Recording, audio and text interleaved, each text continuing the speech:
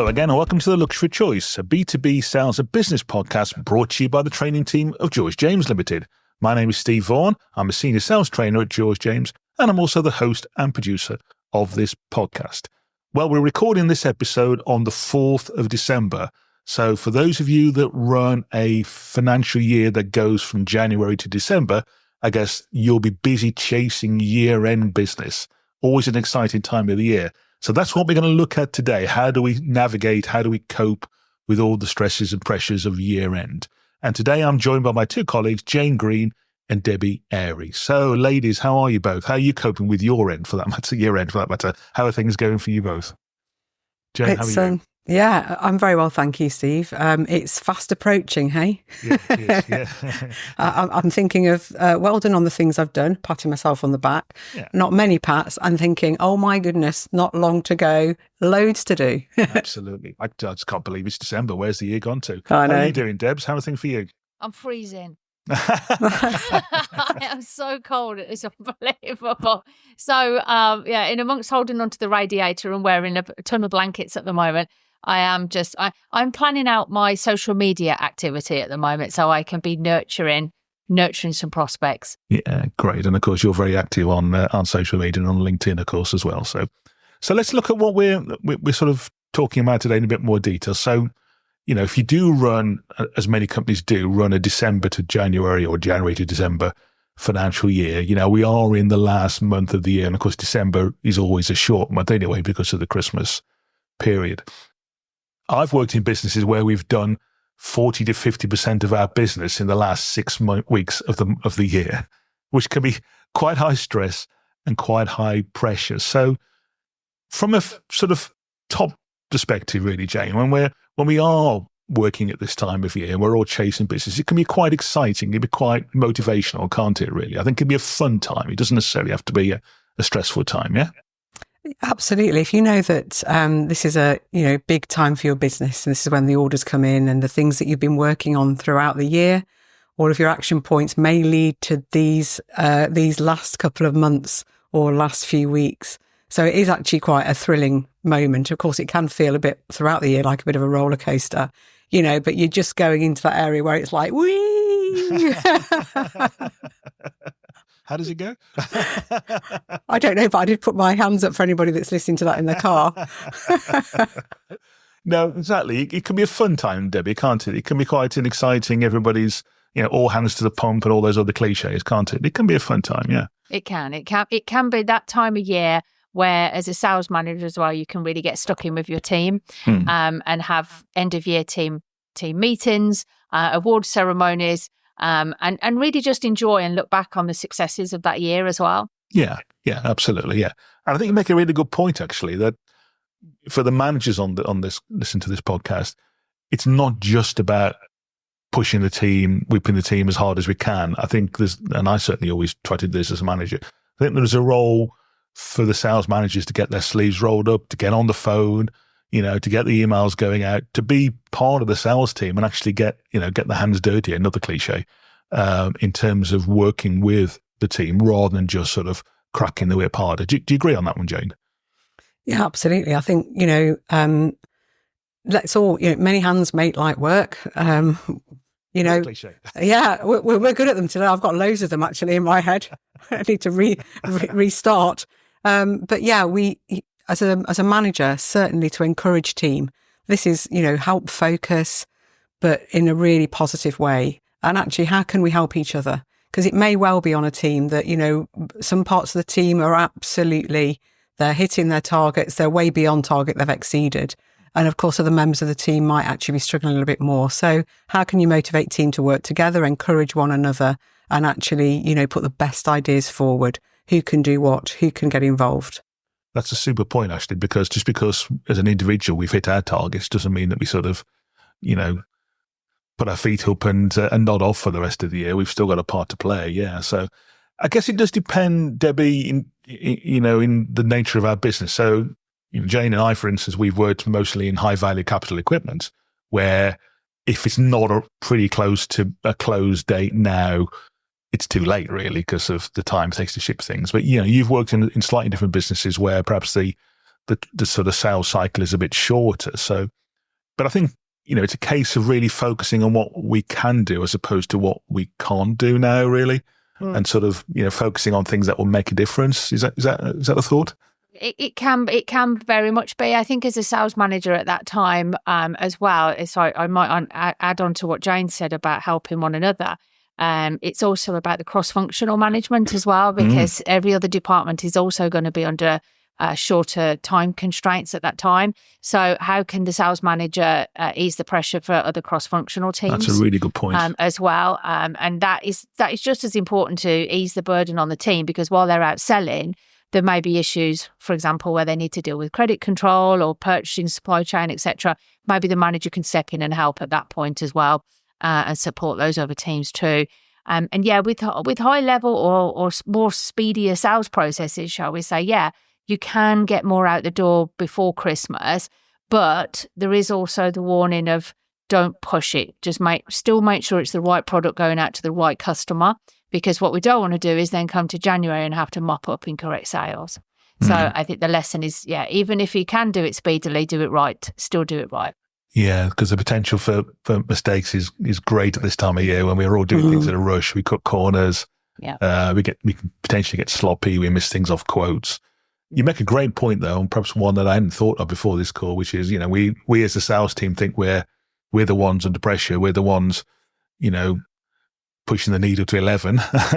But so are order processing, so are credit control, so are service, because they're probably going to install things.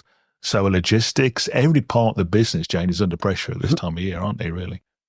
They are. And of course, so are our customers. Because, actually, what about the customers' process? Because customers have got to get their orders through, and they have the sign-offs, they've got the finance teams, the purchasing teams, they've got to get their orders out, because if they also align with our year end, they may be needing to spend their money and get that pushed through really quickly. So it's across our company and across the customers too. Great point. And I think also when we do sales training, one of the things we talk about early on in the sales training, particularly the scheduled training program that you run now, Jayne, the foundational sales skills, as we call it. One of the things we talk about quite early on is something we call the comfort zone. And the comfort zone is something that we all have. And often when we're working at this time of year, we're certainly in the stretch zone. And, look this up, guys, if you want to know more about this. But often we can end up in the panic zone, which is that sort of far to the right of the model of comfort zone, really.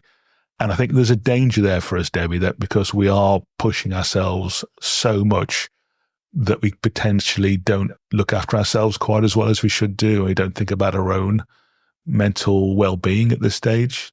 I know when I've been chasing year end, running sort of quite big businesses, it would take me certainly December 27th, even December 28th before I started to come down from it all, really. And of course, Christmas is gone then, really. So what are your thoughts around that, Debbie? Because I know that's something you're very passionate about in terms of people's mental well-being.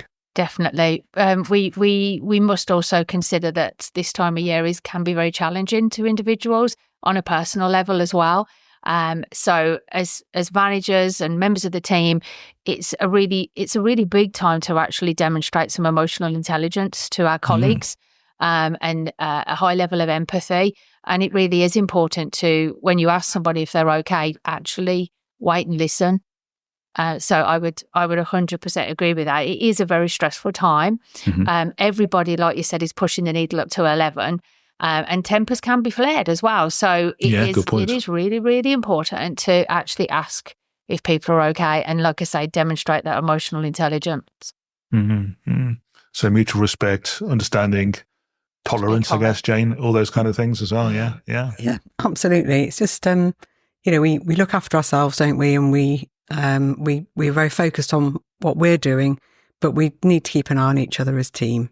Managers do need to be aware of the different pressures outside and inside of work, for the team. Let's just be aware of that. I think one of our colleagues actually recently put something up about a podcast about or blog about burnout, and it's such a big thing, isn't it?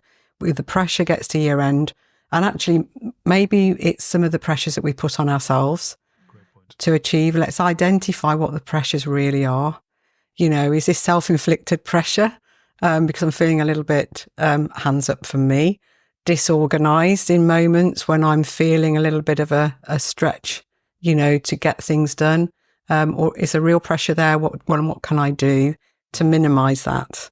And it's just, taking that giant that is before us and actually, breaking it down and going, what is this really? Why am I feeling this level of pressure? Then what can I do about that in a very practical way?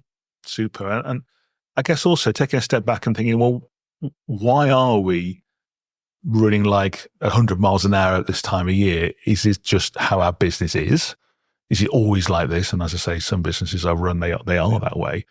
Or is it a symptom perhaps that we've not been doing things quite so well throughout the rest of the year in terms of managing our sales funnels, making sure our sales funnels are clean and healthy, keep prospecting, keep filling the funnel, all the things that we talk about in all our training.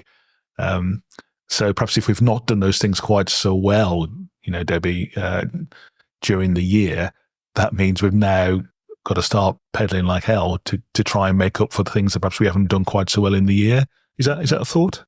Yeah. If you've not prepared yourself during the year accurately, then you can have an increased workload and increased pressures towards the end of the seasonal year or the end of the financial year.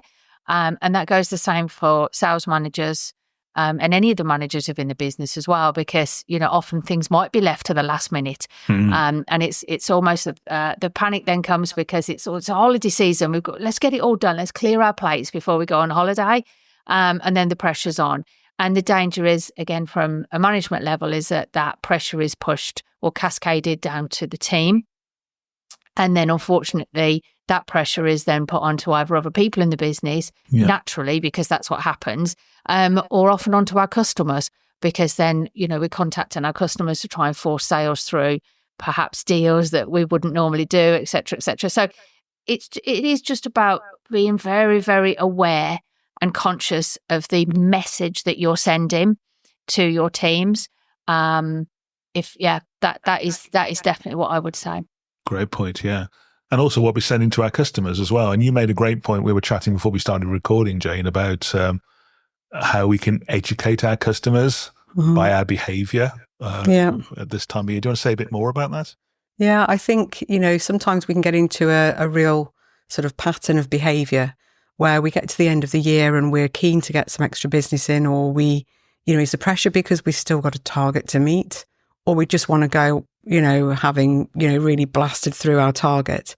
And so there's this real danger, isn't it? Before the end of the year approaches, we start offering deals, great deals to customers. We want to pull business in. So what do we do? Well, Mr. Customer, if you can place the order by the end of the week, putting them under pressure, that might mean another percentage or two of discount. And so, or more, yeah. And what happens, a customer remembers that. So if we do that in a repeated way, customers then go, well, actually, I know if I contact Jayne towards the end of the year, I know that she's going to give me a discount. She's going to give me a better deal. I'm going to hold off, and we've educated a customer to spend with us in a specific time to get a better deal. And it's a real danger for us. And if we are doing that, then there's a time it's reversible. It's okay. We can re-educate to say, actually, throughout the year, and when people come to say, you always give me a better discount at this time of the year, we go, actually, I'll give you my best price, and then we start talking value and we look at what that really means in terms of the purchase. But let's not educate them to expect extra discount at the end of the year, because it will only hurt ourselves. Correct. There's some pretty canny customers out there. I saw you nodding, Debbie, at that point as well. So what are your thoughts on that one? I concur. It is, I think, discounting at certain times of the year. If it's a strategic decision to make those discounts, then absolutely. If it's in sales fever mode, which often it can be, then no, it's not, because what it will actually do is damage the brand as well. And really hurt the price to the marketplace. True. And not only do I think it sends a message to the customer as well, but actually what we're doing is breeding that behaviour within our competitors too. Because often when one goes, the other one will offer a discount as well, and then it becomes a bit of a a shark frenzy. And as I use the term, the race to zero. Yeah. And it's just not right, because then it devalues the brand, but also the product. Yes. And people's perception of the product or the service that you're actually selling is completely devalued. And of course, that doesn't happen overnight, but over a matter of years of the same behaviour, then it will do. So, and that is hard to pull back. It is, yeah. And also, what I often find at this time of year is that we'll say things to customers like, well, the price is going to go up 5% next year if you don't get the order in now. And sometimes they can't for whatever reason. And guess what? The price doesn't go up 5% next year. We've just kind of told the customer that. So we look a little bit, well, dishonest almost, really. And, if the price is going up, that's fair enough. Let's look then perhaps in terms of what specifically we can do then, because, we've talked about the pressures and coping with it, but inevitably lots of businesses are in this particular situation right now, chasing year-end business. And I guess it does depend a lot in terms of what it is that they sell and the nature of their business. But what kind of things could we do that might move the needle this late in the day, Jayne? What are your thoughts around, assuming that it's sort of reasonably high value, order levels? What kind of things could we do? Where would we start? First of all, I would want to look at and encourage people to look at the sales funnel. What have you got in there? What opportunities have you got in there waiting to close? And maybe we haven't pushed them forward or we haven't got the next step, but actually, what are the next steps? Which are the ones that are kind of close to the end of the funnel that are about to close? Be very aware of that. So we then not need to start thinking closing mode. Do I know the information? Do I know that they're ready? Let's start to make sure that we're having those conversations with the right people in the organisations to be able to close that business down. But of course, with this in an equipment world, there may be all sorts of things that, of course, we can do. We might have some equipment that needs turning over. We might have some demo stock. Often in equipment businesses that may happen, and it's still at the right value for us, and it may bring some of those orders in. But it's looking at, what are the biggest opportunities, chances I've got to actually convert some of those orders now. I need to give those my full attention, make those my priorities. So, things that we've got surplus stock, excess stock, even things that possibly perhaps not quite as high cost, high price, should I say, like accessories, add-ons, auto samplers, those kind of things, potentially. What about in the world that you're more used to, Debbie? What about the sort of things that you perhaps would have done, in your career to move the needle at this stage in the year? If I was moving the needle in this stage of the year, it would have been exactly the same. The add-on sales, training, training is a good those, one. Yeah, those type of things that you can get done and will have an immediate effect. But actually, if you're, for example, a new manager stepping in or a manager looking at what the trends are, then this is, sometimes you can't move the needle. Sometimes it's actually the time to sit back and strategize and actually not put the pressure on the team if it's not going to happen, especially if you're so far away. Because if you're so far away and you start pushing, that's the time where it becomes pointless and people can see that it's pointless, and it's just an additional stress for absolutely no reason. Now, at that particular time is the time to strategize, and it's the time to put your plans on paper, bring the team together, understand how you're going to change it for the next year and the year after that, for example, and then put that to your sales director or the board, whoever you're reporting to, because there's always time for an honest conversation. So if it's not going to happen and you're too far away, sometimes step back and use that time properly to strategize. That's a really good point. And Jayne, you and I are going to record LinkedIn Live later this week. By the time the listener has heard this podcast, it will have gone, but it will be available on our LinkedIn company page. But we're going to do it all about planning for 2025. Yeah. And I think that's a really important point that Debbie's made there, that when we're all so, gung-ho, chase the year end, close, we've got to remember, we've got to sell something in January. We have. Yeah. What are your thoughts on that? How do we make sure we sort of keep that mindset focus on not just the short term, but the sort of middle, well, slightly longer term than next week, perhaps? Well, I think we certainly need to keep those in balance. Actually, this is for me, what is the pressure? because we might be under pressure now, but we might be already starting to think about next year. You know, am I trying to pull all of this business in? Then what happens? So if we're talking this time of year, what's happening in January, February, if I'm trying to grab all of this business in really quickly now? And we have to start thinking, you know, I've got a plan, go back to my plan. What does that say? How do I then align with what that looks like? You know, and I think we just have to keep that in mind continually. If we're working from a territory plan, it's time again that we continue reviewing that. You know, where am I going to be getting the business? What is the drive of the company this year? You know, but certainly for the now moment, you know, in this moment, who's still spending money? And actually, what does history say? What does our historical data say? If we go back on our CRM or our databases, which customers tend to be placing, and we talk about this habit of the way, but it's possibly the way their funds come. Who's still got money at this time of year? Let's get in contact with them, because we know that some people need to spend their budget, you know, by the end of the year. You know, let's make sure that we are in relationship with them and we're having the conversations, meaningful conversations to speak to them. But let's not forget that we're planning for next year as well. So in those conversations, they might say, money's gone now, but I know what my budget is for next year. Let's not ignore those conversations. Really important point. And again, I've been involved in businesses, you know, perhaps going back a number of years now, earlier in my sales career, when the business all perhaps was slightly different. But we've brought so much forward into December that in January, for the first 3 or 4 weeks, we don't sell anything. Yeah, painful. Yeah, and all we've done is created a problem for December next year, because we brought so much forward. We're already behind the game, chasing year end. So I think, you know, and Debbie, you're nodding again. I think there's some really important lessons to learn there, aren't there? Yeah, there is. And can I also add, it can be a really fun time. Oh yeah, completely.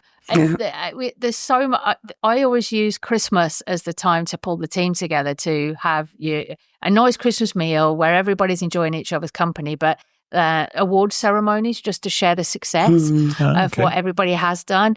And the most successful award ceremonies have been a bit out the box thinking. So it's not just how many, you know, what have you sold effectively, but I've asked the team to recognise each other, and so that they can choose their own star performer within the team. So that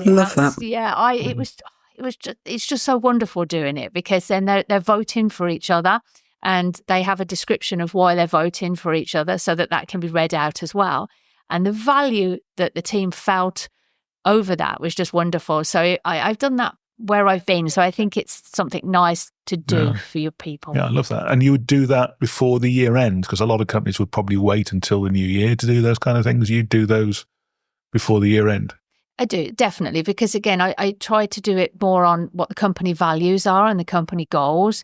So for example, the specific awards would really relate to the company values. So do the right thing, who's been the most helpful in the team over the year, those type of awards. And then people can vote on those with a description of why they're voting on them. So they're not actually linked to financial, but it's about behavior. Okay. So it allows the sales manager to recognize good behavior.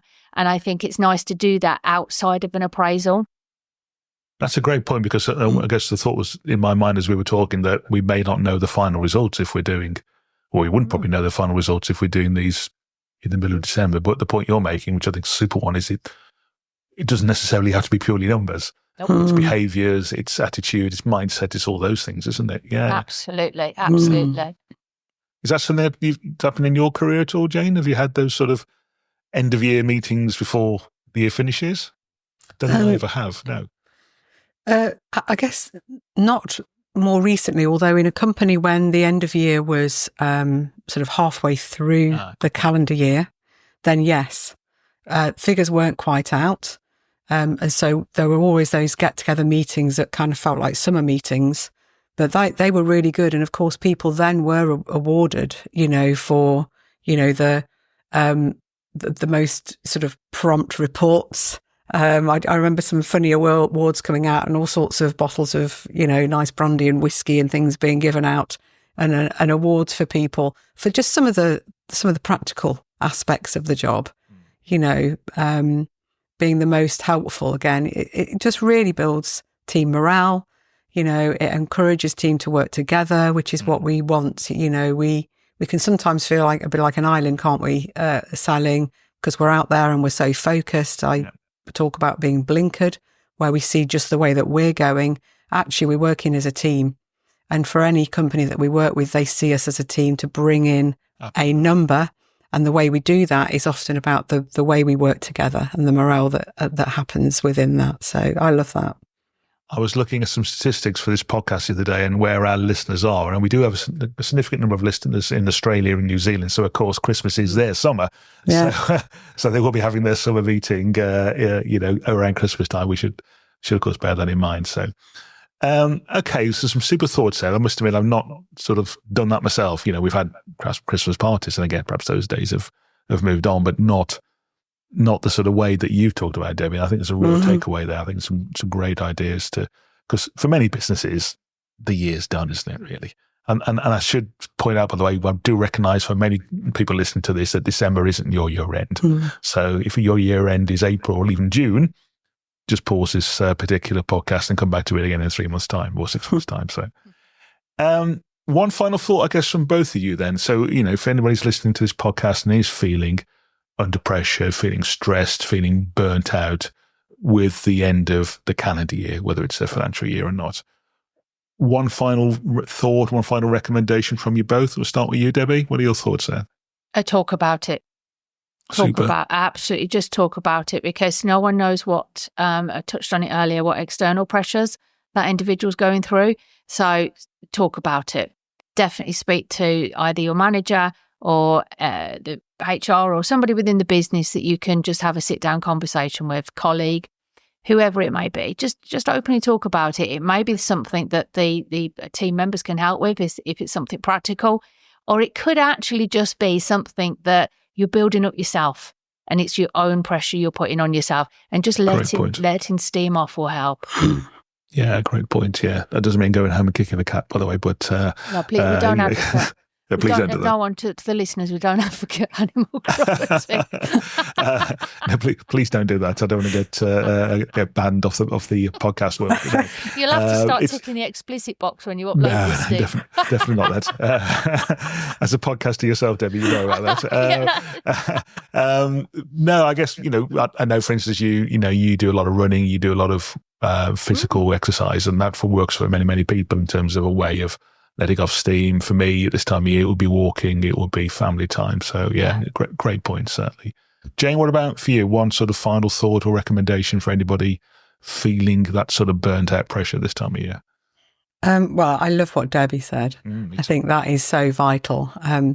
So last weekend, just as a side, I had a bit of pet therapy. So we're not kicking the cat, but actually, don't kick them. But but find that sort of outlet that really works. But also, don't lose hope. We do get orders that come out of the blue. We've always seen them. And I think they're called. And I didn't even know the name that some people call them, but they call them bluebirds. We get some orders that come out of the blue, and they are often from specific customers and sectors. So, we may have done everything that we can do. And when you know that you have, do you know what? Be satisfied that you've done everything that you can do. If the result isn't quite what you expected, just keep positive and go, I've done my best. Absolutely. And just be happy with that. Showing my age now, but it was an exciting time sitting by the fax machine at this time of year, waiting for those orders to speak through. Sorry, Steve. What's a fax machine? Okay, thank you very much. You're not that much younger than me. Do you use dial up as well, Steve, I guess? Yeah, thank you. Okay, I think we'll stop there. Yeah, it didn't come by stagecoach or by carrier pigeon. Okay, guys, I'm a bit older than you. In all seriousness, ladies, thank you very much indeed for your thoughts on there. And if it is you right now, dear listeners, feeling a bit, stressed and pressured by everything, the sun will come up again on 1st of January. Guess what? You will have a new target. You won't know what it is probably, but I'll guarantee it'll be bigger than this year. So it's a great time, as Jayne said, to think about planning and to think about what you're going to do next year, particularly when perhaps you have a bit of brain in neutral time over the next few weeks as well. It's a great time to do that. And, historically now. It's always weird when you record the podcast and it goes out a few days later, but hopefully if everything's gone well, Jayne and I will have talked about that on LinkedIn. And you'll better go back and check that on our LinkedIn page. Don't forget also to check our LinkedIn page as our company LinkedIn page, because there's lots of useful hints, tips, useful articles there. So the George James Training LinkedIn page is a great place to go and find out a bit more about our content and about the things we do. Also our website, which is just www.georgejames-training.com. All our new scheduled training courses are going up there for 2025. So if part of your planning for next year is to get yourself or your team member on a training course, and why wouldn't it be? All the dates are now going up on our website for our introductory sales training, more advanced sales training, sales management training, and channel management training. So lots of exciting courses there to go and find out more about. I'll be back again in 2 weeks' time for our final podcast of 2024, where we're going to be looking at another aspect of sales, in fact, more of sales management, and that is, why don't my team do what I tell them to? Yeah. I remember that feeling only too well. Yeah, let's not go there now. Happy selling out there, folks, and we'll talk to you soon.